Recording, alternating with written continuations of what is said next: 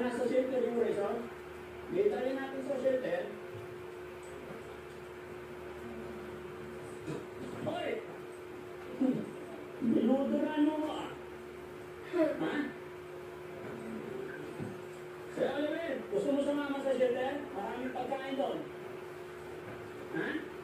Alagaan mo na kita kahit ano. Ilang araw. Ha? Brad Pitt, tapin muna tayo. Marunong naman pala eh. Ako si Daddy Frankie, ha? Nakikita mo, ha? Patayin na natin. Para matagal yung palitan natin ito.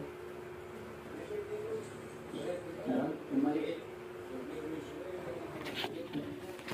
Kasi papasahin pa namin eh. Ayan. O, sige, yan na.